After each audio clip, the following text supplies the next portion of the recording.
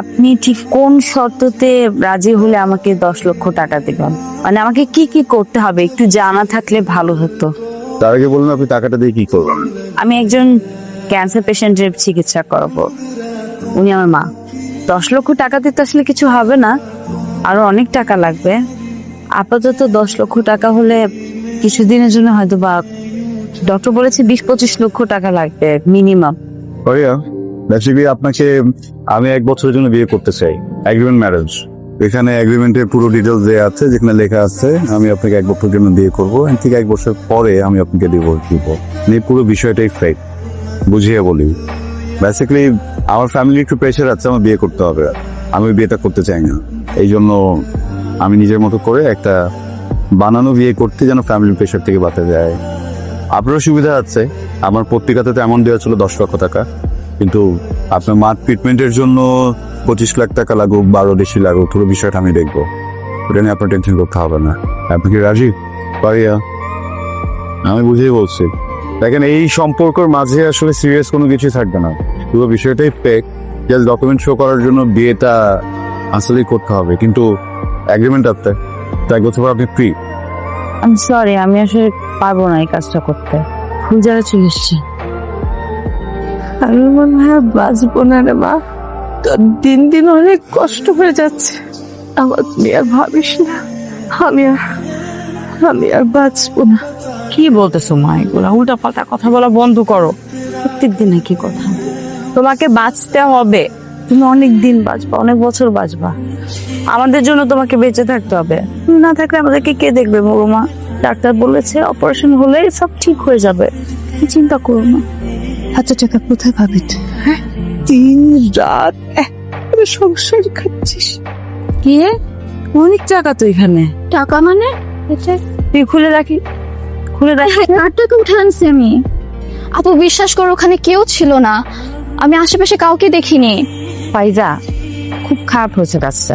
আপু শোন না, আমার মনে হয় টাকাটা আমাদের না হলে আমার পায়ে কেন লাগবে? অন্য কেউ তো পেতে পারতো, বল। কি বলতেছিস তুই উল্টা পাল্টা কথা? Menon, thank you. আমি জানি না তুমি আমাকে কি ভাবো, কিন্তু তোমার এই টাকাগুলো আমার মায়ের চিকিৎসাতে অনেক উপকারে আসবে। আমি থ্যাংক ইউ দিয়ে তোমাকে ছোটও করতে চাচ্ছি না। আবার কবে আসবো? তুমি যেদিন ডাকবে সেদিন এসে আমি নিজেকে বিলিয়ে দেব তোমার জন্য। আসসালামু আলাইকুম আঙ্কেল। ওয়ালাইকুম আসসালাম। আম্মা যান, 3 মাসে ভাড়া আটকেছেন, এই মাস গেলে 4 মাস এগো, ভাড়াটা দেন। আঙ্কেল আসলে দিয়ে দিব, চেষ্টা করতেছি যত তাড়াতাড়ি সম্ভব দেওয়া যাওয়ার জন্য। ঝামেলার মধ্যে আছে তো আঙ্কেল, দিয়ে দিব আঙ্কেল। দিচ্ছি করে তো দিচ্ছেন না, টাকাটা দেন, আমার একটু উপকার হইব। হ্যাঁ, আমি আপনার এগ্রিমেন্টে সাইন করতে রাজি আছি, আজকেই করব। আমি অলরেডি একজনকে হায়ার করে ফেলেছি। কি বলতেছেন sir? Sir sir please sir, আমার টাকাটা অনেক দরকার স্যার। স্যার আপনি যা বলবেন আমি তাই করবো স্যার, প্লিজ স্যার আমাকে এগ্রিমেন্ট। স্যার আপনি যা বলবেন আমি তাই করব, আমার কোনো অসুবিধা নেই। আপনার মার এখন কি অবস্থা? ভালো না স্যার, খুব খারাপ অবস্থা। প্রতিদিন রক্ত বমি হচ্ছে, দিন দিন অবস্থা খারাপের দিকে যাচ্ছে স্যার। ডক্টর বলেছে যত তাড়াতাড়ি সম্ভব ট্রিটমেন্টটা শুরু করতে হবে, আমি তখন দেরি হয়ে যাবে। সরি, আমার গার্লফ্রেন্ডের নাম নীরা, ও দেশের বাইরে থাকে। বিশেষ একটা কারণে এই মুহূর্তে ও চাইলেও দেশে আসতে পারবে না। এদিকে আমার ফ্যামিলি আমাকে খুব প্রেশার দিচ্ছে আমি যেন বিয়ে করে ফেলি। তো আপনার সাথে এগ্রিমেন্টে বিয়েটা করছি এই জন্য যেন তাদেরকে একটু থামানো যায়। Let me explain. আমি আমার বাসায় গিয়ে মা বাবাকে বলবো যে আমি আপনাকে অনেক ভালোবাসি, আমাদের অনেকদিনের সম্পর্ক, অ্যান্ড আমি আপনাকে বিয়ে করতে চাই। এই কথা বললে হয়তো আপনার ফ্যামিলির সাথে মিট করতে চাবে, সো বেটার হয় যদি বলি আপনি এতিমখানায় বড় হয়েছেন, আপনার ফ্যামিলিতে কেউ নেই। কি রে, কি তোর গার্লফ্রেন্ড? গার্লফ্রেন্ড ছিল, এখন বউ। বউ মানে কি? তুই একা একা বিয়ে করে ফেলছিস? না না মা, রিয়ানের বাবা, এই দেখো তোমার ছেলে তোমার কথা রেখেছে। বাবা, কি নাম তোমার? আসসালামু আলাইকুম। আমার নাম ফারিয়া। বাসায় কে কে আছে? বাসায় কেউ নেই, ও এতিমখানায় বড় হয়েছে। এইটা আসল কারণ ছিল, আমি তোমাদের কারণ বলিনি, ভেবেছিলাম ও গ্রাজুয়েশন 1 বছর বাকি আছে, শেষ করুক, তারপর তোমাদেরকে জানিয়ে দেন বিয়ের দিকে। তাই নাকি? আমি শুনেছি এতিমখানায় যারা টেক কেয়ার করে তারা কি খুব ভালো হয়। জি আসলে ওনারা অনেক ভালোবেসেছেন আমাকে পণ্যের মতো। আর তুমি বসো না, আই বয়, আমি একটু মিষ্টির ব্যবস্থা করি। এক মিনিট, আমার একটা কন্ডিশন আছে। কন্ডিশন কি? দেখো, তোমাদের প্রেশারে আমি এখন বিয়েটা তো করে ফেলেছি, তো ফারিয়া এখন স্টুডেন্ট, ওর গ্র্যাজুয়েশন শেষ হতে আর 1 বছর লাগবে। তার আগ পর্যন্ত আমরা বিয়ের ব্যাপারটা কোথাও অ্যানাউন্স করব না। 1 বছর পরে তোমাদের মন মতো করে ধুমধাম করে অ্যারেঞ্জমেন্ট করো, ঠিক আছে? আচ্ছা, সেসব পরে দেখা যাবে।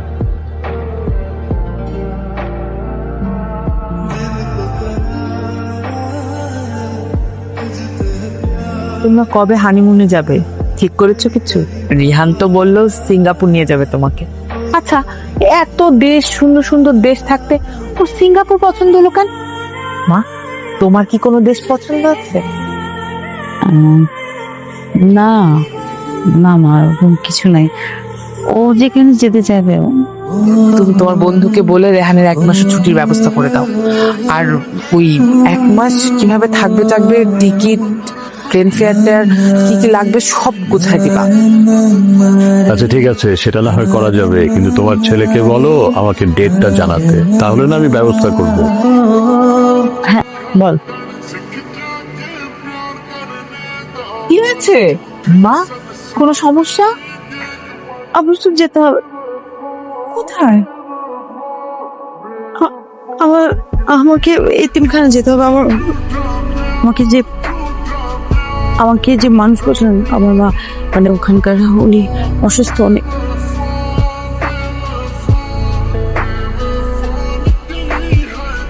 আমি খুবই সরি, এমন একটা সিচুয়েশনে কি বলে সিম্প্যাথি দেওয়া হচ্ছে আমার জানা নেই।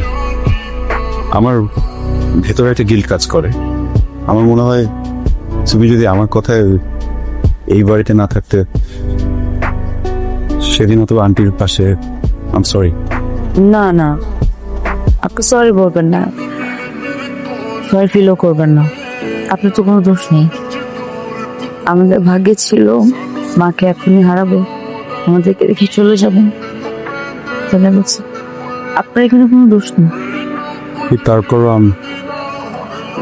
আমার মায়ের মনটা কি খুব বেশি খারাপ? আমি জানি, আমি বললেই কি আর না বললেই কি, মনটা একটু খারাপ। আপন মানুষ চলে গেলে সেই জায়গাটা পূরণ হয় না, সেটা পূরণ হওয়ারও না। আমি জানি খুব বেশি কষ্ট হচ্ছে, কিন্তু আমরা যে তোমাকে এরকম মুখ গোমরা দেখতে পছন্দ করি না। তোমার হাসি খুশি মুখটাই আমাদের পছন্দ। রিহান, তোদের তো বিদেশ যাওয়াটা ডিলে হয়ে গেল না? একটা কাজ কর না, ওকে নিয়ে দেশের মধ্যে কোথাও ঘুরে আয়। দেশেই তো কত সুন্দর সুন্দর জায়গা আছে। রিহান, আমাদের এগ্রিমেন্টের সময়টা কিন্তু শেষ হয়ে আসছে। আমার মনে হয় এখন বাবা মায়ের সামনে আমাদের ঝগড়াটা শুরু করে দেওয়া উচিত, যেমনটা কথা হয়েছিল। ও আরেকটা কথা, অবশ্য আমার আগেই দেওয়ার কথা ছিল, তো সামহাও দেয়া হয়নি। এগুলো কি? আপনার টাকা। টাকাগুলো তো আপনার। যার জন্য টাকাগুলো নিয়েছিলাম সে মানুষটাই তো আর নেই। আমি যাতে কি করবো বলুন? আপনার ছোট বোনটা স্কলারশিপ পেয়েছে না, এটা ওর কাজে লাগবে। Please keep. আমি আমার নিজের এবং আমার বোনের খেয়াল রাখতে যথেষ্ট পারবো আমি। তারপর আপনাকে ধন্যবাদ। একটা প্রশ্ন করবো ফারিয়া, আমি মানুষ হিসেবে কেমন? হঠাৎ এই প্রশ্ন? সহজ প্রশ্ন। আপনি মানুষ হিসেবে অসম্ভব চেতে, অল্পতেই রেগে যান, ঠুটহাট রাগ করেন, মাথাটা অলওয়েজ গরম থাকে না, কিন্তু আপনার মনটা অনেক ভালো। আপনাকে কাছ থেকে যদি কেউ না দেখে তাহলে বুঝতে পারবেন মানুষটা ভালো, কেয়ারিং, রেসপন্সিবল, বাবা মাকে অনেক ভালোবাসেন, পরিবারকে ভালোবাসেন। আর সবচেয়ে বড় কথা কি জানেন, এই যে এতগুলো সময় আপনার সঙ্গে থাকলাম, তাকে কাছ থেকে দেখলাম, এতটুকু তো বুঝে দিচ্ছি আপনি আপনার ভালোবাসা মানুষের প্রতি অনেক লয়াল। আর আজকালকার সময় তো এরকম মানুষ পাওয়া খুবই দুষ্কর। আমার মতো মানুষকে কি বিয়ে করা যায়? হ্যাঁ, কেন না? না, ওই অ্যারেঞ্জ ম্যারেজের কথা বলছিলাম না। আমার মতো মানুষকে কি ভালোবেসে বিয়ে করা যায়? নিশ্চয়ই যাবে। আপনি আমার মার অনেক খেয়াল রাখেন। কারণ ওই মানুষটাই এমন। আমার কত খেয়াল রাখেন উনি, কত ভালোবাসেন। বাবার অনেক যত্ন করেন। উনি তো আমার বন্ধু, জানেন। আমার মন খারাপ লাগছে, এই দুইটা মানুষের সাথে এত এত বেশি কানেক্টেড হয়ে গেছি তো, ওনাদের কথা অনেক মনে পড়ে। থেকেছেন ওনাদের সাথে। সেটা কি হয়? ফারিয়া, আপনি কি সারা জীবন আমার মার এভাবে খেয়াল রাখবেন? মানে সারা জীবন আমার বাবার যত্ন করবেন? কি বলতে চাচ্ছেন? আমাকে বিয়ে করবেন কোনো এগ্রিমেন্ট ছাড়া? না, সরি। বিয়ে করব, কিন্তু এগ্রিমেন্ট তো লাগবে। দেখুন, আমি জানি আপনি গত অনেকগুলো মাস বেশ কষ্টে আছেন। ওই মানুষটা আপনাকে অনেক কষ্ট দিয়েছে, আপনি এই কষ্টটা ডিজার্ভ করেন না। আর আমি বিয়ে করব, তার জন্য তো এগ্রিমেন্ট তো দরকার। প্রথম শর্ত থাকবে আপনার এই রাগ, জেদ, অনেক চেঁচামেচি, এটা করা যাবে না। দ্বিতীয় শর্ত থাকবে দুজন মানুষ একসাথে থাকলে অনেক ঝগড়াঝাটি হয়, অনেক কিছু হয়, মনোমালিন্য হয়। যত যাই হোক আলাদা হওয়া যাবে না, ঘর আলাদা করা যাবে না। মিউচুয়ালি দুজনকে বুঝতে হবে, সলিউশন করতে হবে। তৃতীয় শর্ত হলো দুজনের মাঝখানে কোন তৃতীয় ব্যক্তি আসতে পারবে না, সেটা যেই হোক। আর যদি কেউ আসে তাহলে আমাকে চলে যেতে হবে। আরেকটা কথা জেনে রাখুন, আমাকে যদি আপনাদের বাড়ি থেকে চলে যেতে হয়, আমার কিন্তু কোথাও যাওয়ার জায়গা থাকবে না। কখনো যদি এমন কোনো পরিস্থিতি আসে যার কারণে চলে যেতে হবে, দুজনে একসাথে চলে যাবো।